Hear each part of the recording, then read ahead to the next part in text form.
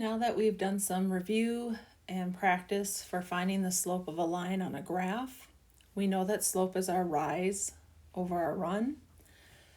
Let's talk about how to find the slope when we are given 2 points. So we don't have a graph, we have 2 points. Now, we can always plot those 2 points on a graph, connect them to make a line, and find the slope. But that's not always the most convenient or the most efficient way to find the slope. So we do have an equation that we can use.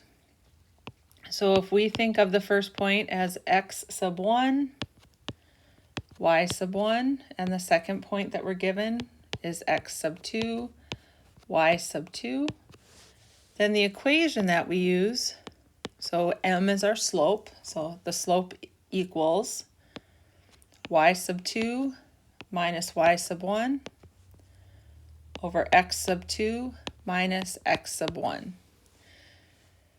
Now, this equation is just fine. It works really well, especially when all of our values are positive. So when we have a situation like our first point is 2, 5, and our second point is 6, 13, knowing this formula works really well. So we know that. Let's go ahead and label our values.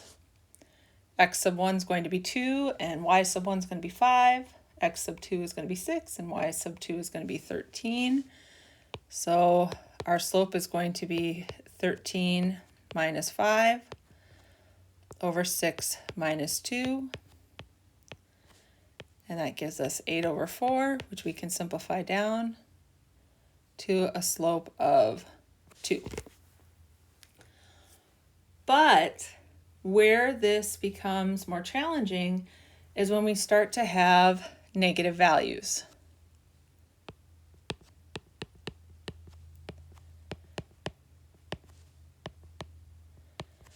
It's really important that we keep careful track of our negative signs. It's definitely doable.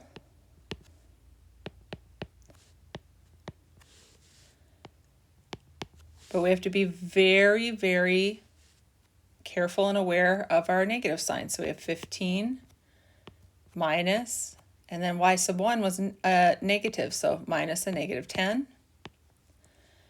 X sub 2 is a negative 15, and then minus 6. So our top value is 15 minus a negative 10, which is 15 plus 10, so 25. And negative 15 minus 6 is negative 21. Now, I want to show you a little bit of a different way that we can calculate our slope without this formula. So I'm going to move this over a little bit. And I want us to think about our slope as being our change in y over our change in x.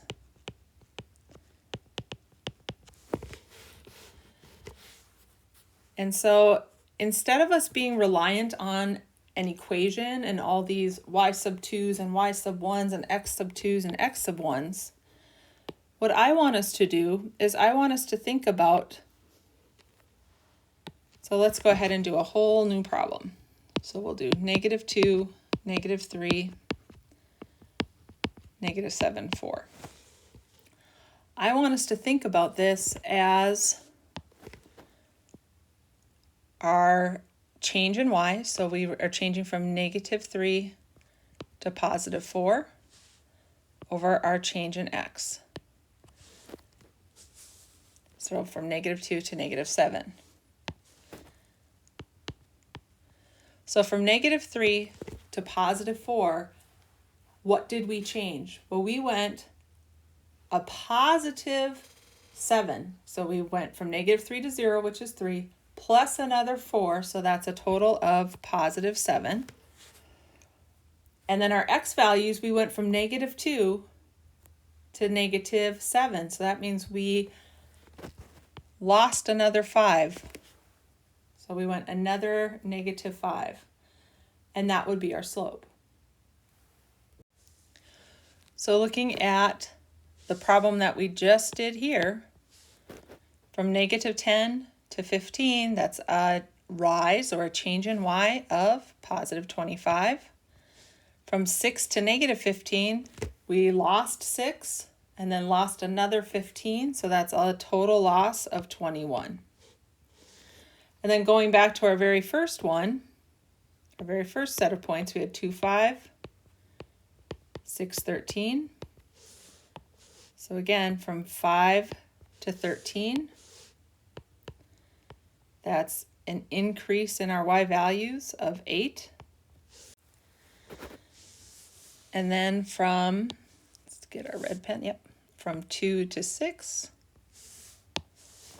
that's a change in our x values, or a run of 4. And we know we can reduce that further. 8 divided by 4 gives us 2. So you have two strategies you can use here. You are more than welcome to use the equation,